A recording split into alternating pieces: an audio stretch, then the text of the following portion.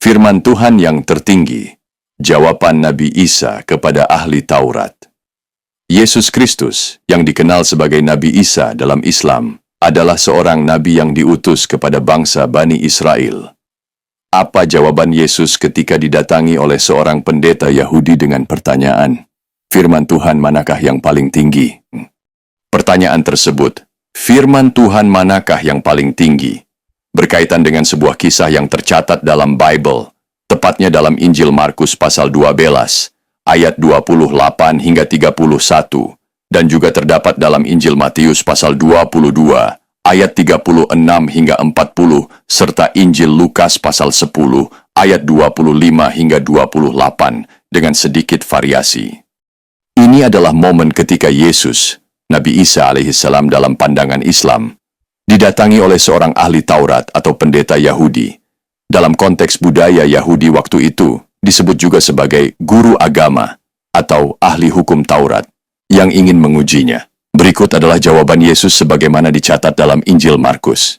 Jawab Yesus, hukum yang terutama ialah, dengarlah, hai orang Israel, Allah Tuhan kita, Allah itu Esa. Kasihilah Allah Tuhanmu dengan segenap hatimu, dan dengan segenap jiwamu, dan dengan segenap akal budimu, dan dengan segenap kekuatanmu. Hukum yang kedua ialah, kasihilah sesamamu manusia seperti dirimu sendiri. Tidak ada hukum lain yang lebih utama daripada kedua hukum ini. Penjelasan singkat. Hukum pertama, tertinggi, mengesahkan Allah dan mengasihi Tuhan dengan sepenuh hati, jiwa, akal, dan kekuatan. Ini mengacu pada Shema, doa penting umat Yahudi dari kitab Ulangan pasal 6, ayat 4 hingga 5. Hukum kedua, mengasihi sesama manusia seperti diri sendiri. Ini berasal dari kitab Imamat pasal 19, ayat 18. Pandangan Islam. Dalam Islam, Nabi Isa alaihissalam adalah nabi besar yang membawa risalah tauhid, pengesahan Allah, kepada kaumnya Bani Israel. Meski redaksi yang persis tidak tercatat dalam Al-Quran, prinsip mengesahkan Allah, seperti di atas ada terkandung dalam Al-Quran seperti surah Al-Baqarah, ayat 83. Dan, ingatlah, ketika kami mengambil janji dari Bani Israel, yaitu, janganlah kamu menyembah selain Allah, dan berbuat kebaikanlah kepada ibu bapa, kaum kerabat, anak-anak yatim, dan orang-orang miskin, serta ucapkanlah kata-kata yang baik kepada manusia, dirikanlah salat, dan tunaikanlah zakat. Kemudian kamu tidak memenuhi janji itu, kecuali sebahagian kecil daripada kamu, dan kamu selalu berpaling. Bahkan Rasulullah Muhammad SAW menyebut dalam hadits bahwa iman yang sempurna itu mencakup cinta sesama manusia. Berikut adalah hadits tentang cinta kepada sesama. La yu'minu ahadukum hatta yuhibba li akhihi ma yuhibbu li nafsih. Tidaklah sempurna iman salah seorang di antara kalian hingga dia mencintai saudaranya sebagaimana dia mencintai dirinya sendiri. Hadits, riwayat Bukhari.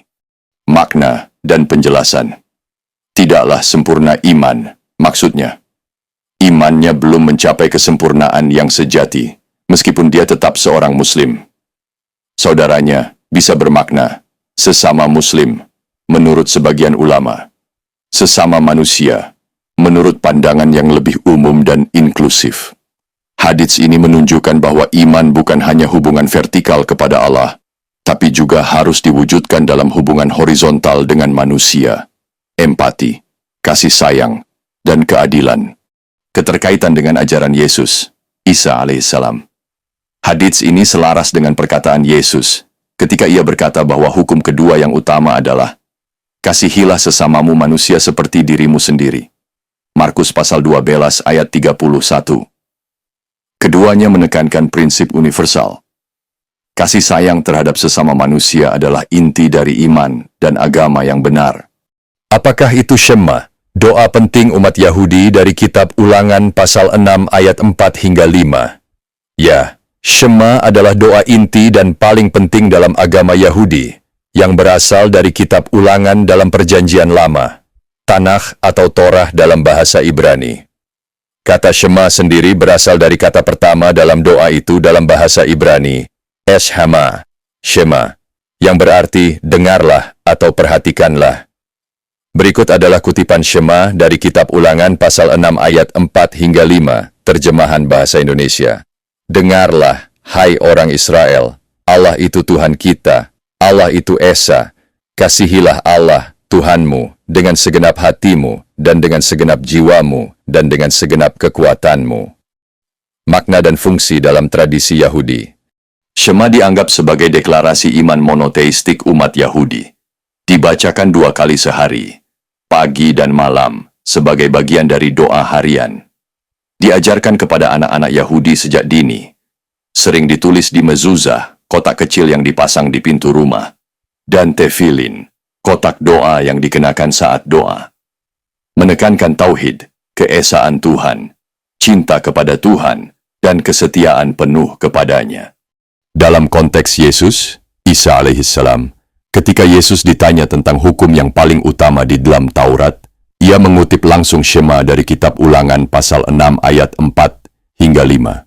Ini menunjukkan bahwa Yesus memegang ajaran inti Yahudi, yaitu tauhid, bahwa Tuhan itu Esa. Mengajarkan bahwa kasih kepada Tuhan dengan totalitas hati, jiwa, dan kekuatan adalah perintah utama.